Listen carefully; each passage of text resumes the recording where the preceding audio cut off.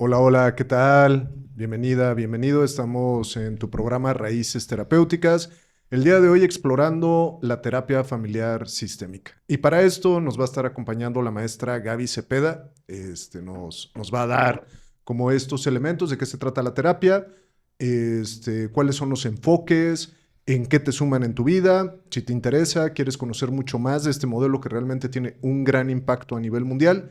Quédate con nosotros porque el día de hoy vamos a hablar de terapia familiar sistémica.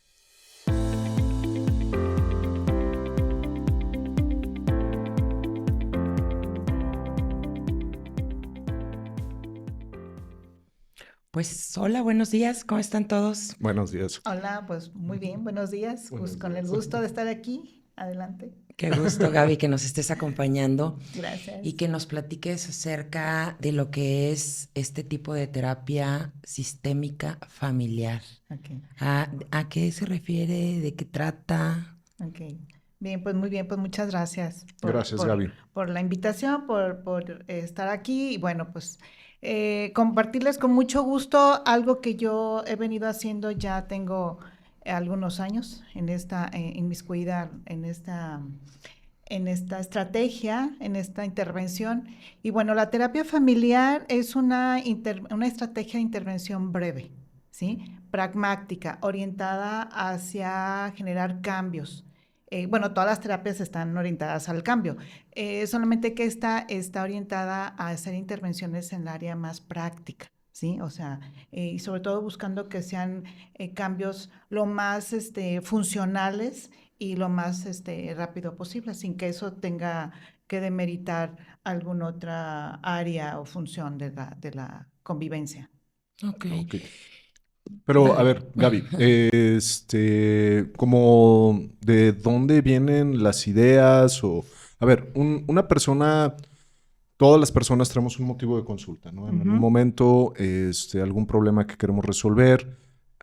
¿Cómo funciona este modelo? A ver, ¿hacen un diagnóstico de alguna manera? ¿Se diseña una estrategia en sesiones a partir de eso? ¿O simplemente es el encuentro, tú llegas, vemos lo que emerge en ese momento y empezamos como a hacer el acompañamiento respecto a lo que está sucediendo? ¿Tienen algunas técnicas en específico? ¿Tiene que ir la familia para la terapia? ¿O simplemente es un estudio del genograma del sistema familiar? ¿Qué es lo que sucede ahí como... Mira, esa es una pregunta muy interesante, David, porque creo que es necesario hablar de los antecedentes sociohistóricos para poder ubicar la estrategia, Ujú. ¿sí? La terapia familiar como propuesta surge en los años 50 del siglo pasado Ok. y como Se antecedente. oyó terrible eso del siglo pasado. Sí, de hecho ya lo menciono yo también y digo, se oye muy lejos, pero en realidad no sucedió tanto, porque es una de las intervenciones más jóvenes que hay, Ya, o sea, sí. y que en este lapso que se oye muy lejos, ¿no? Que son 75 años, si lo podemos calcular así, ha tenido mucha evolución. Ok. Es una de las tecnologías intelectuales más, más efectivas en términos de intervenciones breves para problemas familiares, digamos. Y cuando digo familia, pensemos en grupos, sobre todo en grupos organizados, porque puede tener efectos también en grupos que están organizados, empresas, organizaciones, ¿sí? Entonces, cuando digo de hablar un poco de los antecedentes históricos, es porque hay que tomar en cuenta que después de la Segunda Guerra Mundial, pues el mundo ya no fue lo mismo, ¿sí? Ujú. O sea, ya empezó a haber una serie de, de fenómenos que se empezaron a dar donde el grupo familiar es el primero que resiente Ujú. estos ajustes, ¿no? Yo cuando planteo esto con los alumnos, les digo, cuando estaba ¿quién mantuvo la guerra? Mientras que todos los hombres estaban Las allá, Sí, mujeres. claro. las mujeres se encontraban en las empresas, se encontraban en los campos, y entonces, bueno, llegan los hombres, los que llegaron, y le dicen a su mujer, ya llegué, vente, vente ya. ¿Y qué dijimos las mujeres? No. No, Ujú. no, ¿sí? Sí, claro. Porque las mujeres empezamos a probar una moda, una forma de poder también proveernos de una estrategia de identidad, de autonomía, ¿no? Y que bueno, esto empezó a generar una situación fenómenos que incidieron en las organizaciones familiares tradicionales como se venían dando, ¿sí? Y que además esta inquietud comienza a generarse de diferentes maneras, porque incluso ya Freud hablaba de la importancia de traer a la familia, con el caso del pequeño Hank, ¿no? Uh-huh. Entonces, de manera simultánea, porque además hay algo bien interesante, no pudiéramos hablar de la terapia familiar, tendremos que hablar de las terapias familiares, porque surge de manera simultánea en diferentes lugares del mundo. Ah, ¿sí? Ok. Entonces, el principal, digamos, orquestador, digamos, que fue sistematizando fue Estados Unidos, pero también había cosas que se hacían en Europa, ¿sí? Y que comenzaban a hacer observaciones. Uh-huh. Estas observaciones comenzaron a darse en los hospitales, en los psiquiátricos, ¿no? Uh-huh. Donde veían los especialistas que cuando el paciente esquizofrénico en específico era visitado por la familia o por la madre, ¿no? Uh-huh. Quedaba muy inquieto, ¿sí? El paciente, ¿no? Uh-huh. Entonces empezaron a observar, los primeros, digamos que fueron los psiquiatras, ¿no? Y muchos de estos con formación psicoanalítica. Entonces empezaron, incluso hay una estrategia de un inglés donde entrevistaba a toda la familia, o incluso hubo otras opciones donde traían a la familia y la internaban para precisamente hacer esas observaciones. ¿Okay? Pero aquí hay algo también, otro dato bien interesante, que cuando hablamos de esto, ante estas primeras observaciones, los constructos o las teorías psicológicas que había hasta ese momento, pues generaba observaciones de corte clásico, le vamos a llamar así para hacer una distinción, de corte clásico. Y entonces, pues había cosas como que se explicaban desde esa mirada, digamos, intrapsíquica o subjetiva, ¿sí? Como subjetiva, como venía haciendo las observaciones en estas en estas intervenciones psicológicas, ¿no? Digo, por llamar subjetivo es que ubicar el objeto de estudio o el objeto de análisis o ese objeto de intervención dentro de la psique, o sea, una idea. Y uh-huh. Vamos a partir de que una idea, incluso las emociones, no las podemos ver o tocar desde las miradas del método clásico o del uh-huh. método científico clásico. Entonces, había una disparidad ahí que todavía no acaba como de cuajar muy bien. Entonces, empieza a surgir en otros campos de la ciencia, porque también eso es algo muy interesante, algunas propuestas que luego fueron tomadas por estos expertos que ya hacían observaciones para poder explicarse la conducta dentro de una organización llamada familia, ¿sí?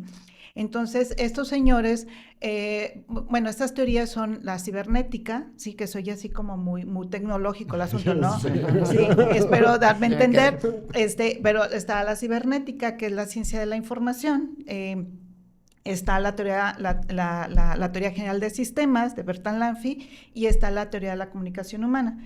Si me dan oportunidad, brevemente comento. Nada más déjame hacer corte de caja. A ver, entonces... Empieza este auge, están estos modelos en los cuales interpretan que los problemas es como personas que viven en tu cabeza, ¿no? Entonces tienes una persona que te dice que estás bien o que estás mal, ajá. Hay una persona que vive mucho a través del impulso y el deseo y dice quiero un pastel, quiero unas galletas y quiero bla, bla, bla. Y hay una persona en la cabeza que como que anda mediando con todos ellos, ¿no? Entonces... construyen estas ideas a partir de los modelos psicodinámicos en los cuales empiezan a hacer este tipo de interpretaciones.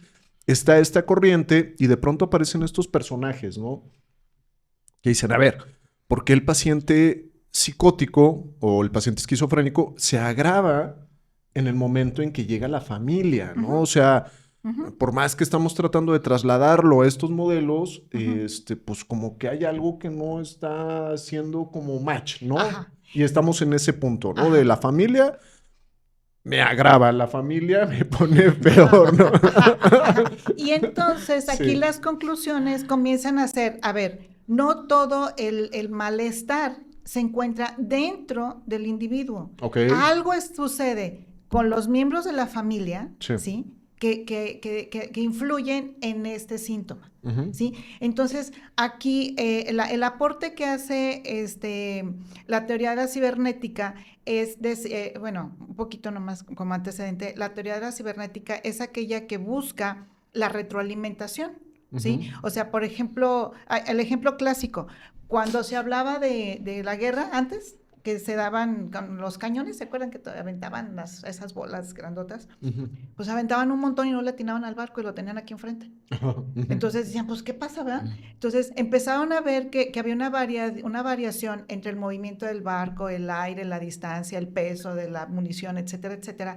Y entonces comenzaron a hacer cálculos. Entonces esos cálculos se llama esa retroalimentación, donde había que dirigir, a lo mejor para darle a ese punto hay que dirigir hacia allá, Ujú. porque el viento, el movimiento, esas cosas influyen para que pueda darle al blanco. Entonces, de ahí, esa es la teoría que se toma como base para observar esa retroalimentación en los miembros de la familia. O sea, cuando yo madre, le digo al hijo X cosa, ¿qué hace el hijo? ¿Sí? Ujú. Entonces, la teoría general de sistemas también ubica los miembros, ¿no? Que hay un rol en las organizaciones familiares. Y por último, la teoría de la comunicación humana, hay más teorías, pero bueno, son como las más, no Básicas. destacadas, pero las que han influido mucho para construir esta estrategia, ¿no? Y la teoría general de sistemas decía que la comunicación decimos más con el lenguaje no verbal que con lo verbal.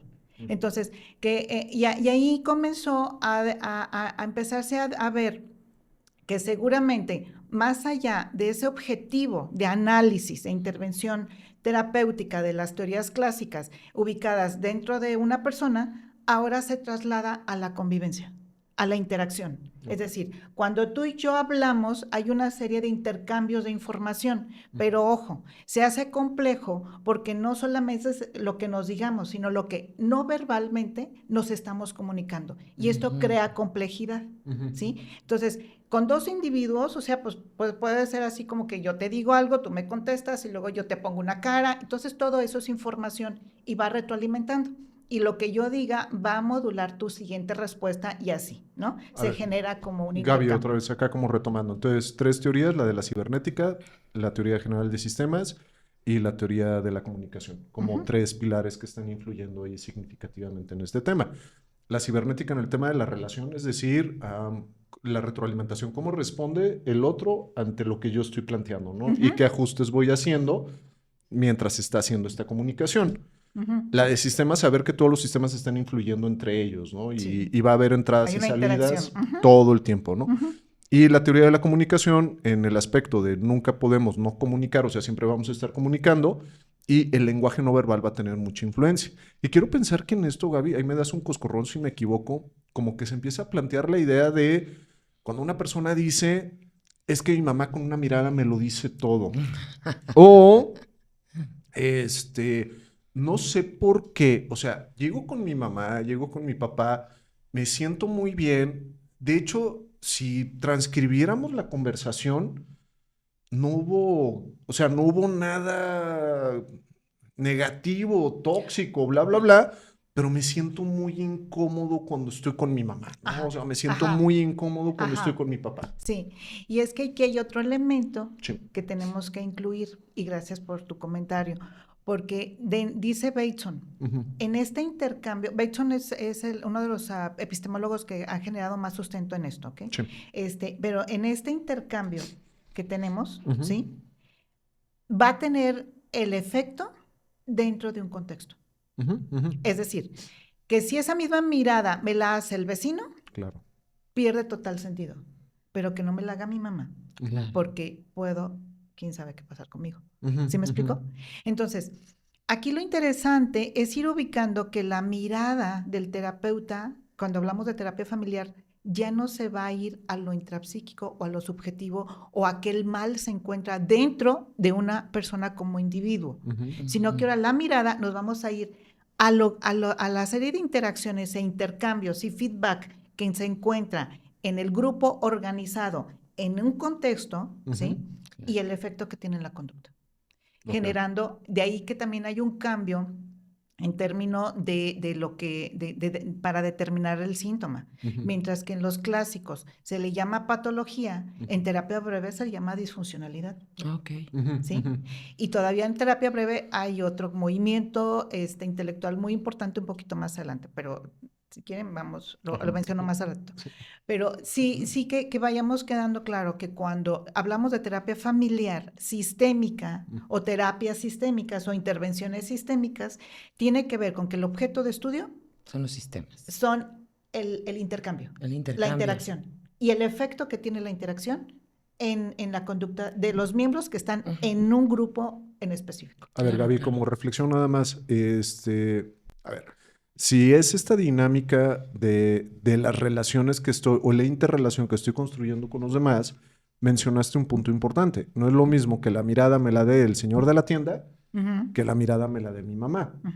Entonces, al final, dentro del individuo, el rol que juega cada uno de ellos va a otorgar significado a lo que está ocurriendo en la comunicación.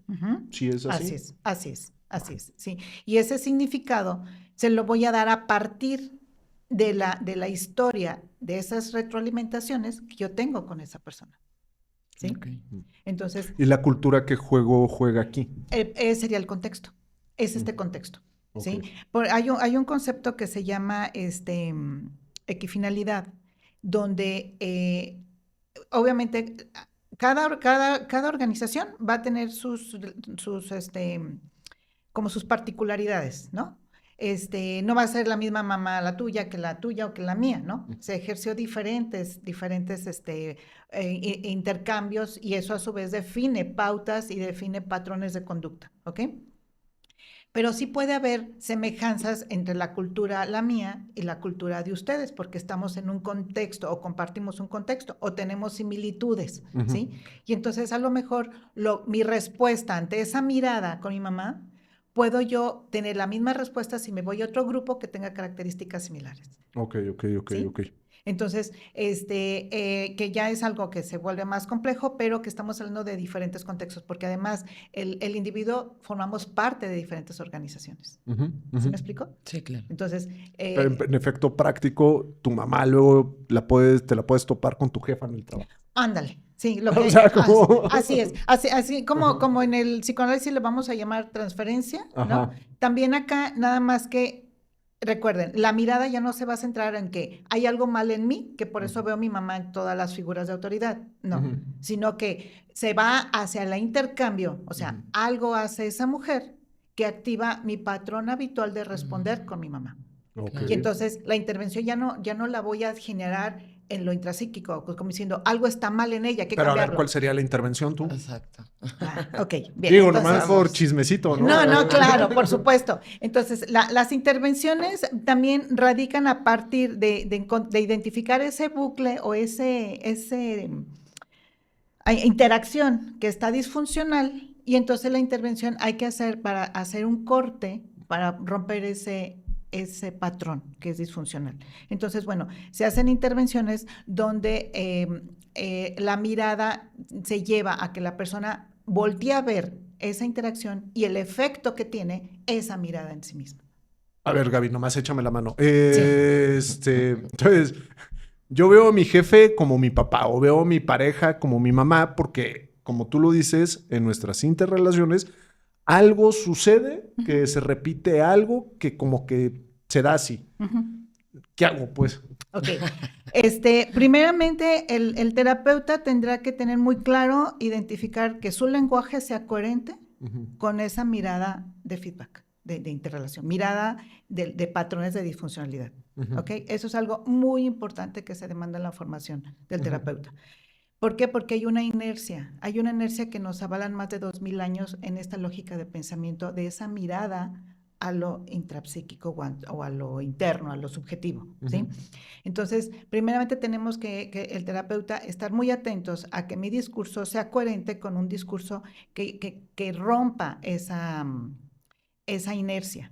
Y entonces elaboramos redefiniciones o elaboramos discursos para hacerle una devolución, un feedback a la otra persona que lo lleve a que observe que de él está haciendo algo para participar en ese intercambio.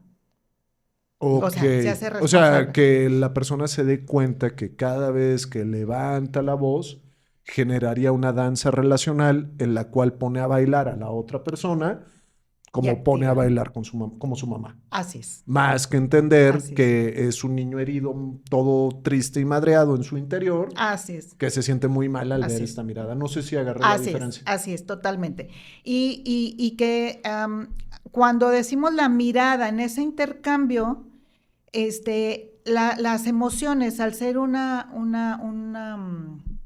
categoría interna, Ujú, también no la tenemos como en la guía de nuestras observaciones en los terapeutas para poder determinar una mejora, ujú. sino que nos vamos a la conducta, ahora sí, a la mera conducta. O sea, cuando la persona deje de tener esa respuesta habitual ante la mirada de la madre, Ujú. es porque ya se rompió el patrón.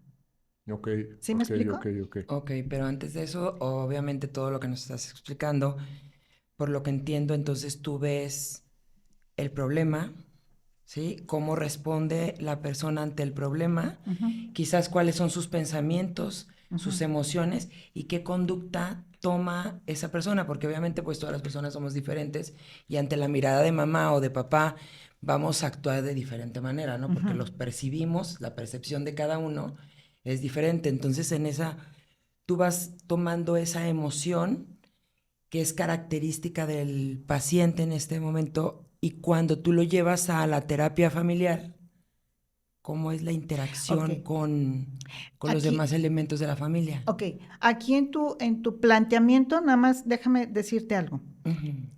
Nosotros no trabajamos emociones.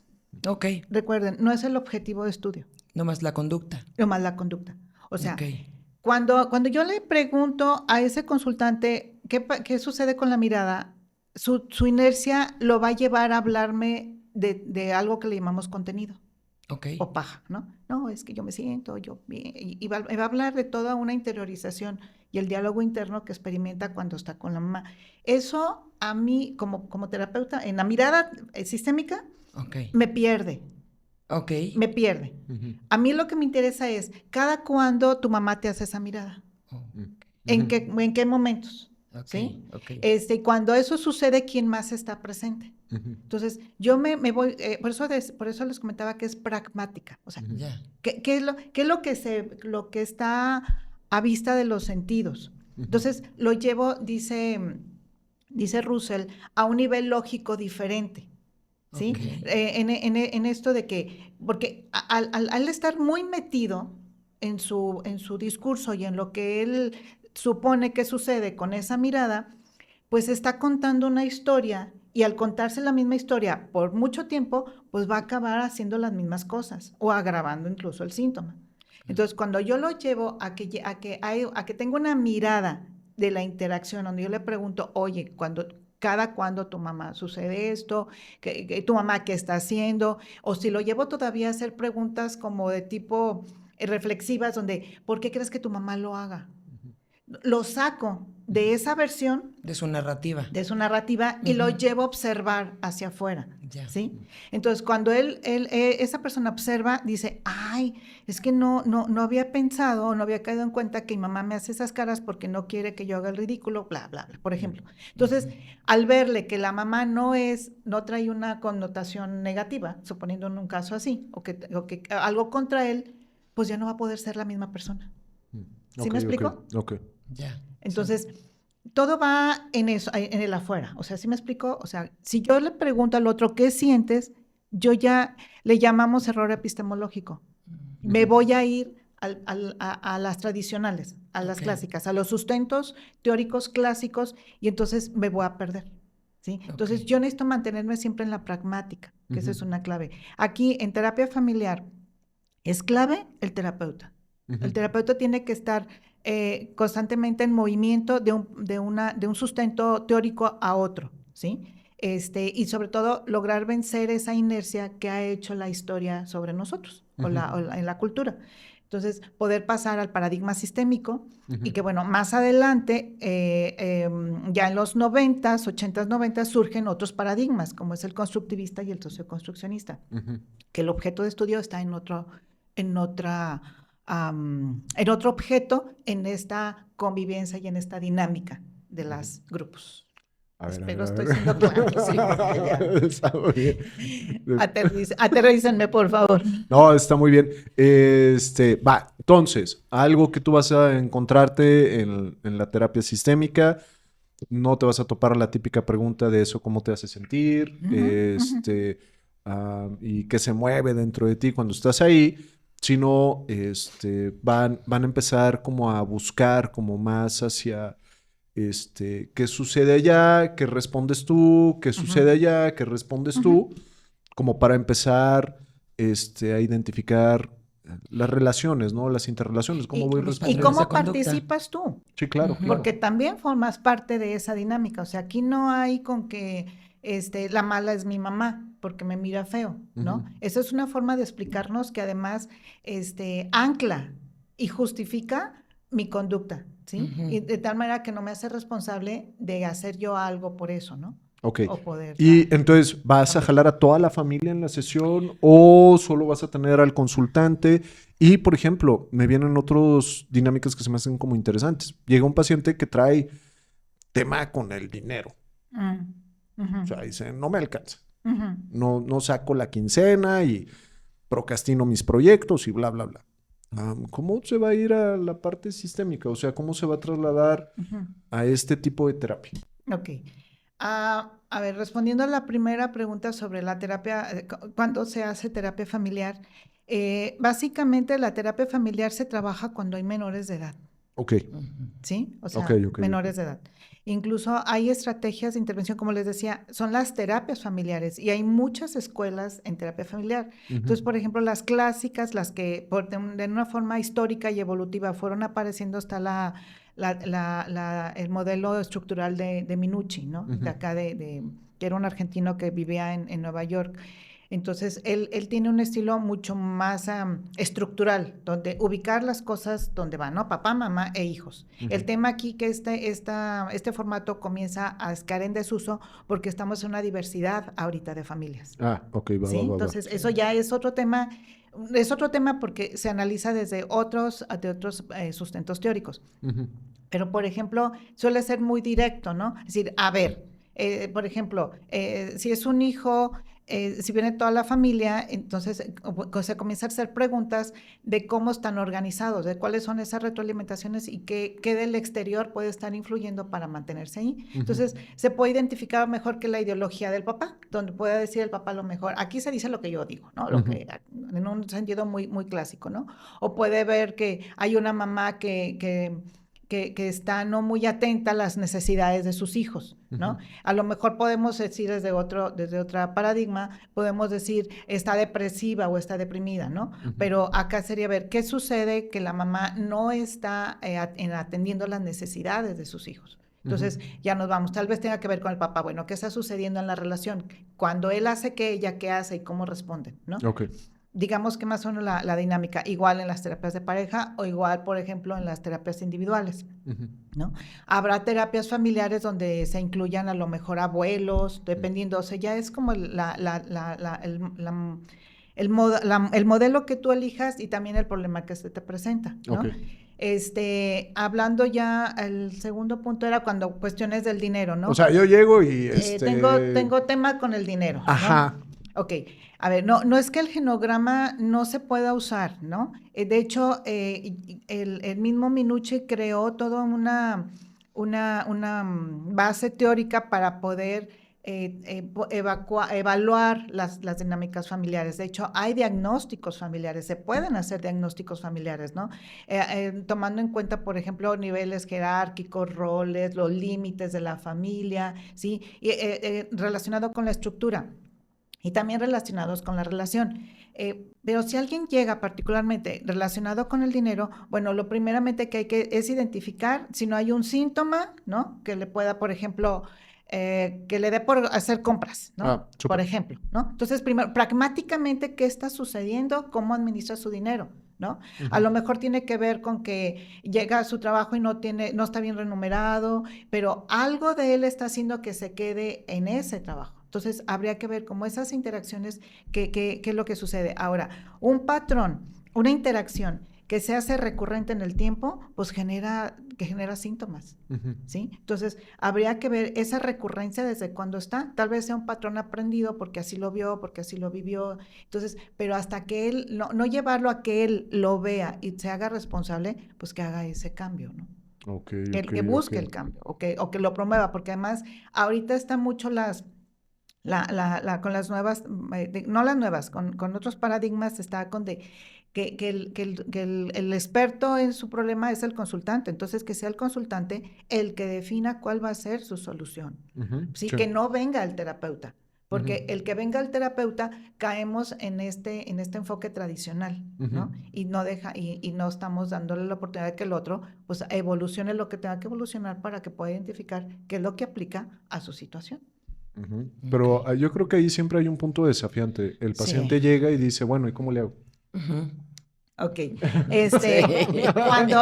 Bueno, nos has contado. Sí, aquí nos vamos a ir a la narrativa, ¿sí? ¿Cómo formula el terapeuta el discurso para hacerle la devolución al consultante? ¿Sí? Entonces, es una narrativa donde el consultante pueda percibir una versión diferente de lo que él está planteando, ¿sí? Y que le haga sentido. A mí me llama mucho la atención cómo tú llegas a ese punto de que la persona, porque pasa que de repente está muy, muy metida en sí misma, me hacen todo, me ve feo, me hieren, me lastiman, y entonces tú cuando haces estas preguntas y lo quieres volver hacia afuera, ¿cómo le haces para salir, o sea, para sacarlo de tanto que está en sí mismo? Yo me siento muy dolido, es que me ve feo, es que siempre me habla feo, me grita, mis hermanos no sé. Ok. Hay estrategias dependiendo de los modelos, pero hay algo que sí se fomenta también mucho en la terapia familiar, que es el arte de hacer preguntas. Y que el arte de hacer preguntas tiene que ver también con ese sustento teórico con el que estás trabajando, ¿sí? Entonces, obviamente cuando tú le haces la pregunta, tenemos que cuidar que no sea una pregunta que hable de lo mismo o que lo meta más. Como retródica. Más o menos, perdón. O sea, por ejemplo, lo que tú decías, ¿cómo te sientes? ¿No? Si él me lleva a un discurso del cómo te sientes, que yo me siento, que esto, que esto otro, entonces yo lo tengo que llevar a esa pregunta, a saber, si tú estuvieras aquí donde yo estoy, ¿qué verías o qué pensarías? ¿No? Llevarlo como a otros terrenos, como a otras perspectivas para poder percibir lo que está viviendo y esperar que de esa manera empiece a identificar que hay otras maneras de explicar lo que le pasa. Claro. ¿Sí? Entonces, recuerden lo que dijo Einstein, un problema nunca va a poder ser resuelto al mismo nivel en el que fue creado. Entonces, si ese problema está muy, muy trabajado desde la emoción o muy anclado en la emoción, yo me voy a ir a otro nivel lógico para llevarlo, para que explore otras versiones de la situación que le está pasando. ¿Dónde notas que es muy eficaz este modelo? Pues en las dinámicas familiares, Okay. En la formación de niños, o sea, cuando se están formando los hijos, ayuda mucho. Hay modelos que se han preparado mucho para trabajar con pacientes psiquiátricos, ¿no?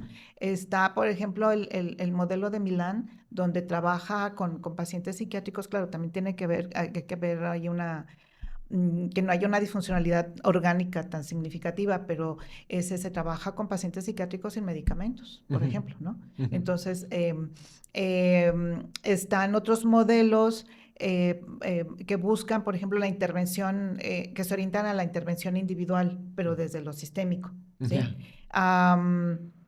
Yo lo que yo veo, por ejemplo, ahorita todas las nuevas normalidades que hay, ¿sí? En términos de familia y de organizaciones, también funcionan, sobre todo porque está, por ejemplo, el modelo de la narrativa, que busca precisamente ampliar las narrativas y explorar un problema. O sea, cuando una persona te llega con un problema y si tuviéramos oportunidad como de escucharlo cuando se lo dice a diferentes personas, o sea, dice exactamente lo mismo.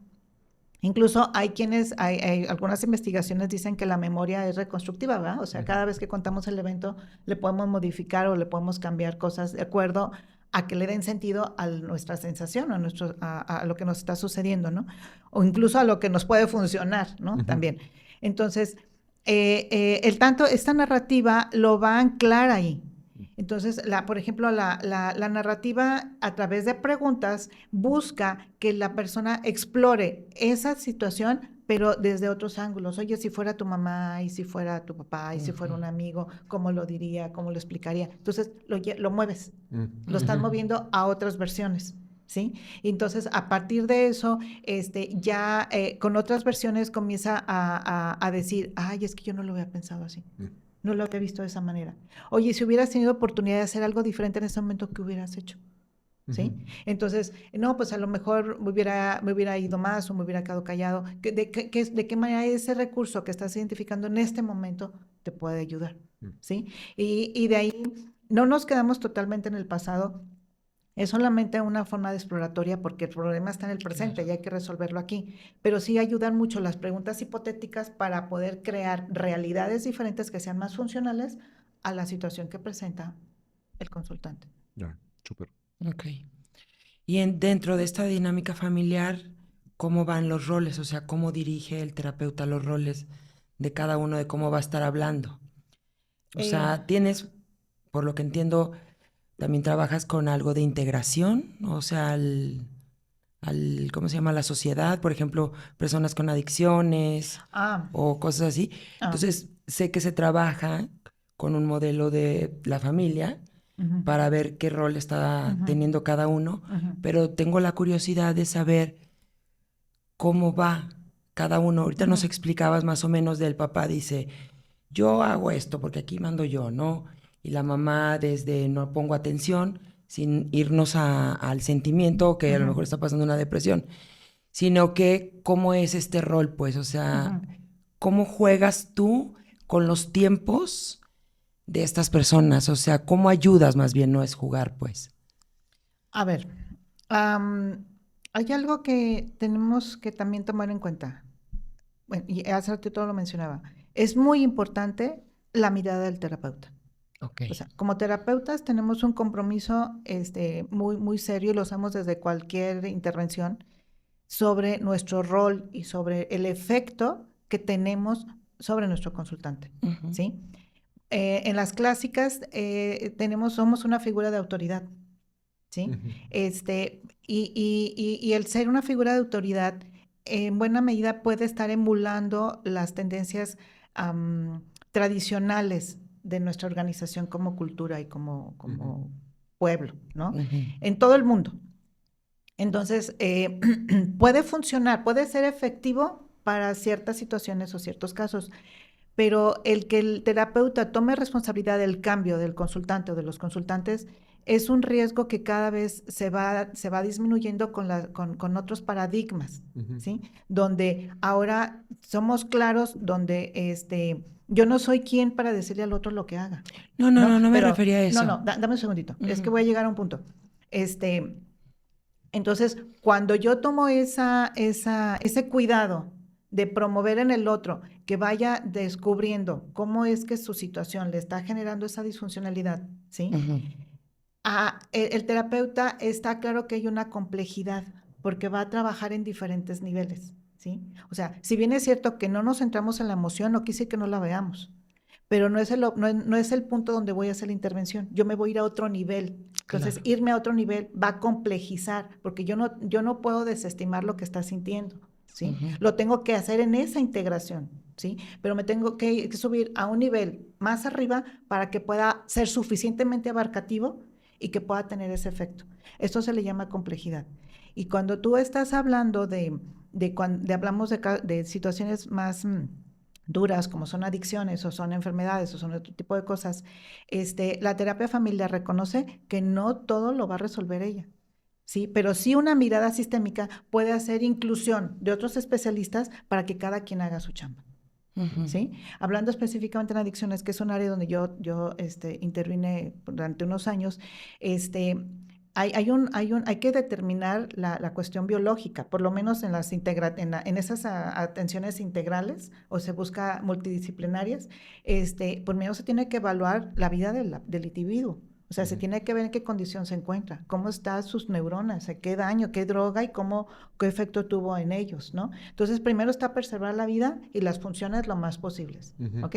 Una vez que tenemos esto y que el paciente o el consultante se encuentra con cierta estabilidad, bueno, ya empezar a hacer una serie de observaciones de todo el contexto, ¿sí? Dice Linares, las familias multiproblemáticas, pues son aquellas que obviamente generan una mayores dificultades para la intervención de los profesionales y también para los pronósticos, ¿sí? Porque, bueno, de alguna manera tienen todas las causales sociales que puedan influir para generar problemas, ¿no? Pobreza, ignorancia, son población vulnerable, ¿no? Entonces, hay que analizar como todas esas condiciones, ¿no? Donde el terapeuta, ya somos parte del sistema, de ese sistema. O sea, en el momento en que te presentan el consultante, tú ya eres parte del sistema, ¿sí? Entonces, hay que analizar y hay que estar como trabajando con los otros especialistas para poder ubicar cuál es nuestro campo de maniobra y no invadir al del otro o no interrumpir en el del otro. Entonces, el psiquiatra hace su chamba. Se hace una evaluación psicológica en términos de psicodiagnóstico, ¿sí? Y se hace una evaluación familiar en términos de que ese consultante, cuál es la dinámica, cuáles son los recursos que tiene en su contexto.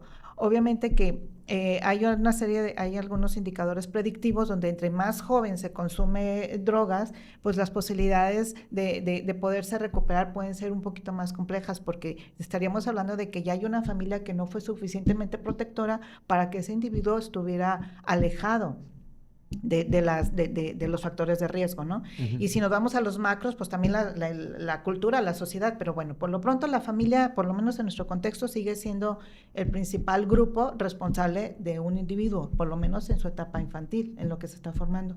Entonces, con toda esta información, pues ya se determina un plan de intervención, ¿no? Entonces, está el psiquiatra atendiendo la parte bioquímica, biológica, del cerebro de este individuo, y hay un terapeuta que hace un plan de intervención. Entonces, habrá que trabajar a niveles de familia, habrá que trabajar a niveles cognitivos, ¿no? Que eso ya hay terapias específicas para las cuestiones cognitivas, habrá que trabajar en la rehabilitación, porque a lo mejor trae una atrofia en una zona del cerebro que le impide, sobre todo el lóbulo frontal, ¿no?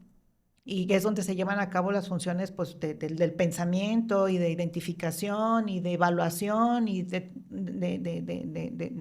cada uno, ¿no? En este caso, el consultante. Y a partir de ahí generar procesos de rehabilitación. Ya una vez que comience a tener como las funciones reflexivas más aptas, bueno, entonces ya le entras con un trabajo,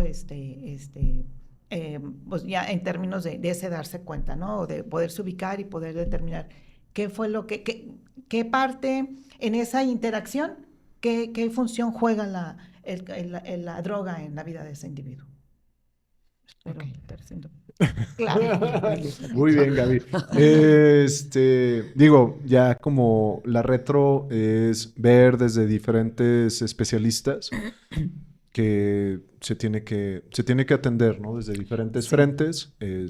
Hay que ver qué está pasando con la persona, en su manera como piensa y en la manera como siente. ¿Qué está pasando si la persona trae un cuadro de ansiedad, un cuadro de depresión?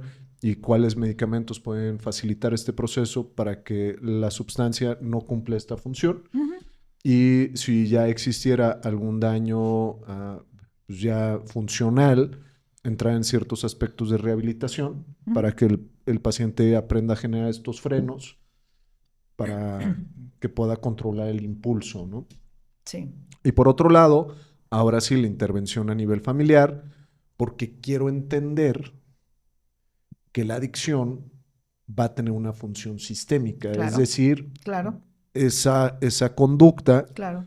algo va a facilitar o algo va a ayudar dentro del sistema. Me viene como una idea. Yo soy como así, luego me vienen ideas, pues bueno, papá y mamá tienen problemas, no se pueden alcanzar a resolver y el hijo se vuelve adicto, ¿no? Entonces, de alguna manera, los padres salen del problema, la mirada de la madre cae sobre el hijo, el padre ya se siente mucho más relajado, puede como tener más espacio para ir haciendo las cosas que él quiere, Y en ese momento la conducta del hijo parece ser que ya tiene una buena función dentro de ese sistema. Sí. En términos, lo que yo trabajaba yo, la hipótesis con la que yo muchas veces comprobé con estos consultantes es que la droga hace una función que el individuo no es capaz de hacer por sus propios medios. Súper. Y ¿Sí? Gilligan ahí dice, y se me hace muy significativo lo que comenta Gilligan. Gilligan dice, la adicción es una forma de comunicar una necesidad no satisfecha. Exacto, exacto. Y esa necesidad no satisfecha puede ser por varias cosas. En el caso, en las drogas también, también, pero en buena medida, porque yo trabajé mucho con adolescentes, era porque hay algo que todavía el adolescente no hace, pero no hace no porque no quiera o no pueda, no sea capaz, sino porque en muchos momentos no tiene la madurez neurológica para poder hacer eso. Sí, claro. ¿Sí? Entonces, entonces la droga se convierte en ese algo que le ayuda. El tema aquí es que viene de fuera. Y cuando viene, y todo, y la versión que comienzan a instalarse es, todo lo que viene de fuera es mejor que yo. Sí, y yo vería ahí otra vez un área de oportunidad. Es decir, si el adolescente no pudo desarrollar estas habilidades y está utilizando la droga para facilitar o fomentar estas habilidades dentro de él, ¿qué pasó en el sistema familiar que no facilitó la generación de estas habilidades? Sí, aquí podemos, bueno, puede haber muchas cosas, porque hay otra cosa en las intervenciones sistémicas.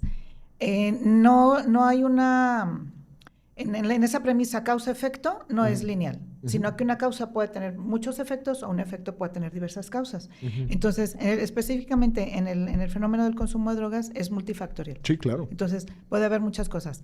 Aquí, ¿qué es lo que la mirada es hacia la familia? Por ejemplo, de hecho, hay una literatura, la literatura normativa refiere que el consumidor ay, que soy yo feo consumidor, la persona que consume drogas, se puede ubicar como una persona con una discapacidad, porque llega el momento donde no es capaz, las decisiones que toma pues no están orientadas hacia un bienestar, sino que muchas cosas, muchos momentos están en detrimento de su salud o de las personas que le rodean. Entonces requiere tener un tutor. Entonces de ahí que la atención a alguien que consume drogas tendría que ser desde una perspectiva sistémica. Sí, y no quiero hacer un reduccionismo, o sea, no es mi intención. No estoy haciendo una reducción del problema, pero sí me interesa. ¿Qué onda con la familia? Punto. Ok, sí. En términos, habría que evaluar, en ese diagnóstico familiar, habría que evaluar cómo se jugaron los roles, ¿sí? Si partimos de la premisa o de la referencia de que un niño es necesario ser asistido, ¿sí? Por los tutores o por los padres, esa atención tiene que estar encaminada a las necesidades del niño.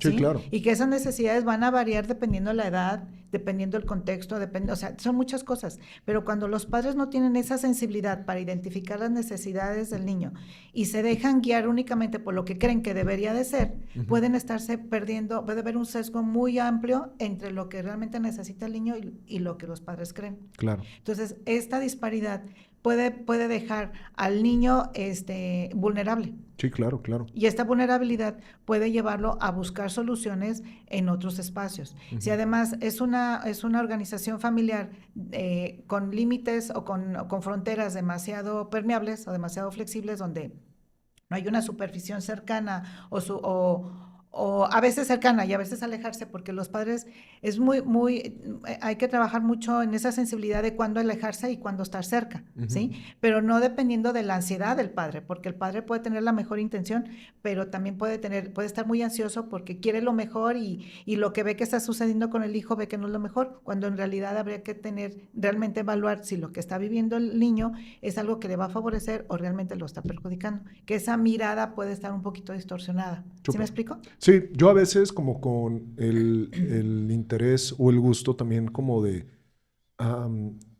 yo creo que no de decir esto está provocando esto, pero sí ser generadores de conocimiento, en el sentido de muchas personas se van a acercar a redes sociales, a YouTube, etcétera, y creo que quieren tener algo que les permita que surjan ideas dentro de ellos. Entonces, De hecho, a veces me gusta esto de decir, a ver, revisa qué pasó en la relación con papá y mamá, que pudo provocar una adicción, porque eso es un provocador de pensamiento. Es decir, Así es. se lo aviento al otro, no con el afán de que me la compre, sino con el afán de provocar, es decir, que lleve al pensamiento crítico. Y es que dices algo bien interesante, porque si yo le aviento esa retroalimentación y veo qué efecto tiene, Sí, claro. ¿sí? Yo, una de las cosas esperadas es que el individuo pueda decir, a ver, entonces, la